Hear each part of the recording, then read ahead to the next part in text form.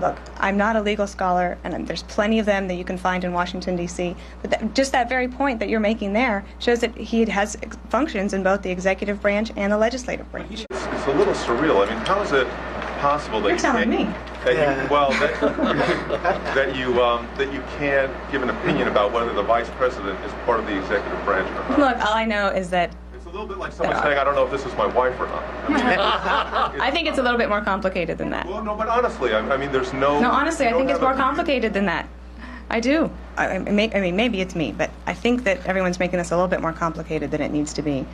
It appears, therefore, to be a violation by Cheney of this executive order. It's easily remedied, but saying it's because he has the constitutional duty to be the president of the Senate is, I think, not a good explanation.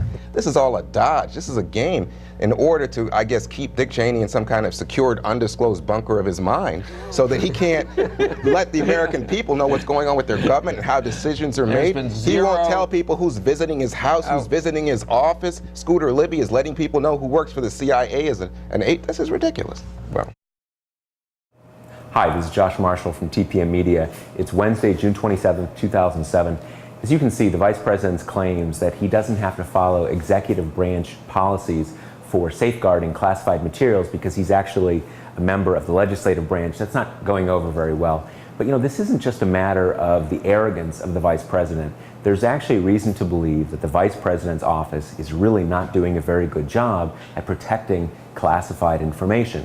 Now, a number of people have pointed to the Scooter Libby case as example number one, that there's a bit of a problem with the Vice President's office. But maybe you can say, well, that was an intentional leak of classified information, so maybe that doesn't count.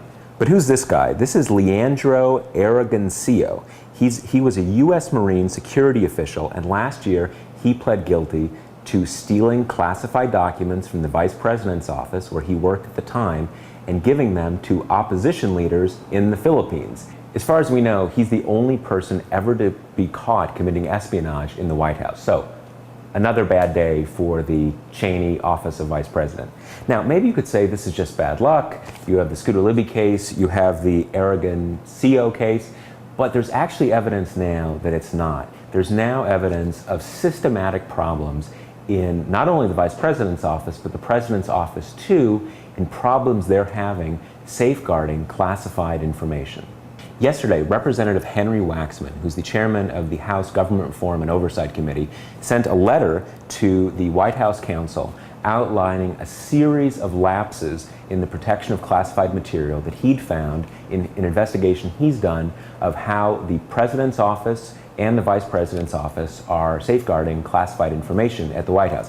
Here's a couple examples, and this is just sort of a comedic example of what the problem might be. The White House is apparently so secretive that they will not allow the people from the White House Security Office, the people who are supposed to be in charge of making sure that classified information is taken care of at the White House, they're so secretive they won't let these guys into the West Wing to do spot checks. So that's maybe one of the reasons they're having these difficulties. Some examples of what the problems have been. Senior White House official left a classified document unattended in a hotel room. That's one case. Classified documents routinely left on White House officials' desks. Senior White House official disclosed sensitive compartmented information to junior White House aide who had no security clearance. In fact, things have apparently gotten so bad that morale has dropped so low that half of the personnel of the White House Security Office has left in the last year. That's how bad it's apparently gotten. And again, not just in the Vice President's office, but in the President's office itself within the White House.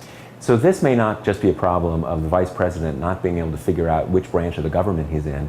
It actually seems like there's a serious problem in this White House in how they are safeguarding classified information.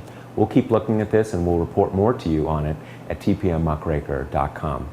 I'm Josh Marshall for TPM Media, and we'll talk to you tomorrow.